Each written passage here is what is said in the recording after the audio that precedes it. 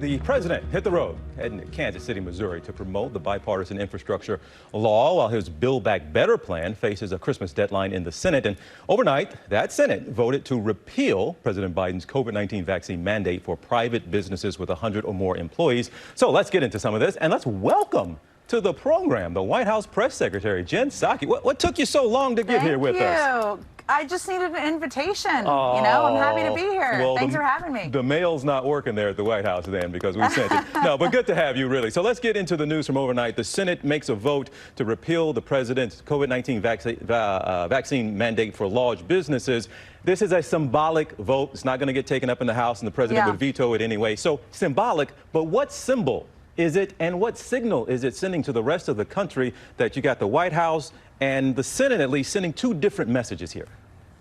Well, look, I think what most people around the country are most worried about is the fact that they're seeing COVID cases going up, and they're wondering what we're doing about it here in Washington, which is a good question. And so the reason the president supports these requirements, which is either to get vaccinated or to get tested once a week, is because he wants to give people reassurance that if they're going back to work, if they're sending their kids to school, if they're going shopping in a retail outlet, they're going to Target or wherever they may be, that they're going to be safe. And that's why he supports them. So hopefully this will not come to his desk. If it comes to his desk, he will veto it because he feels that these requirements are the way to get us back to a version of normalcy here. And that's what everybody wants. Is the level of concern out of the White House right now about the Omicron variant kind of the same as a lot of places right now? We still have to take a wait and see. Are you all seeing anything of rising concern and alarm about the way it spreads? Some reports that it might not be as severe, even though it might be more transmissible.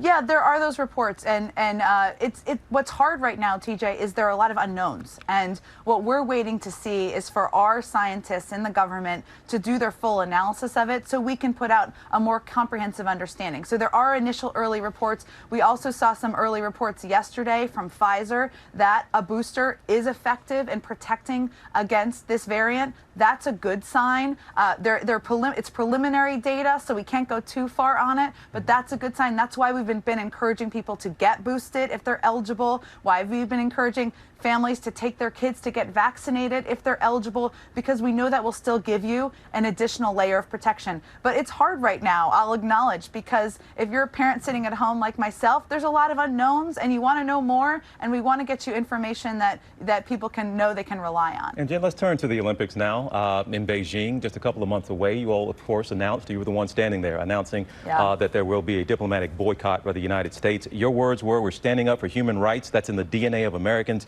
And he said China has egregious human rights abuses and atrocities. Why not, given those words, why not take the next step and just have a full boycott of these games based on what you said? Yeah.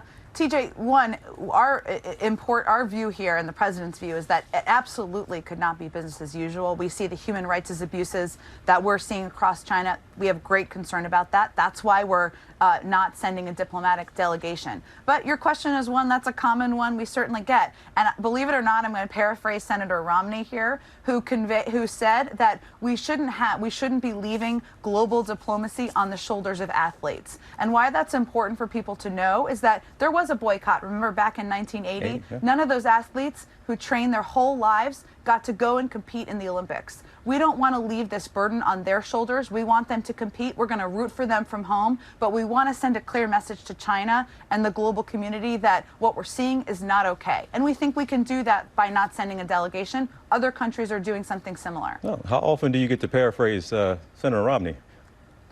We should probably, people think there's so much division. Sometimes we work together and sometimes we agree around here, TJ. That's the thing. Let me ask you about the infrastructure bill that did get passed and was signed. When is that money rolling out? When can people actually see the results of everything you all were preaching we were going to see?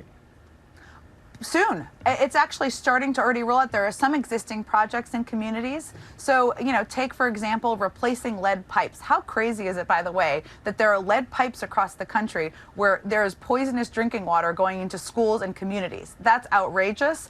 That's one of the things that the EPA, Michael Regan, our administrator there, has announced different projects to start addressing that. We're also really prioritizing ports. We know people want their Christmas presents. They're going to get their Christmas presents, I promise. Retailers are stocking the shelves, but a lot of people, and this is one of the things that you're seeing in change of behavior as a result of COVID, are ordering more online. You know, the increase in retail sales is up by a lot online. And so we're trying to address that as well. We want ports to be functioning faster, and we're going to put money toward that. There are some projects, TJ, rebuilding massive bridges, massive infrastructure, schools, etc., that are going to take longer because we want to do it right, and we want it to be not just shovel ready, but shovel worthy. So it's going to be over the course of time, but some of these projects are starting, some of it's going to be longer term. A lot of people are going to see the impacts in their communities. Friend of the show, we're going to call you here now. It is so good to finally have you here with us. I know you got a day, you all always have long days, but it's really, really good to see you and have you on, okay? You too. Thanks for having me.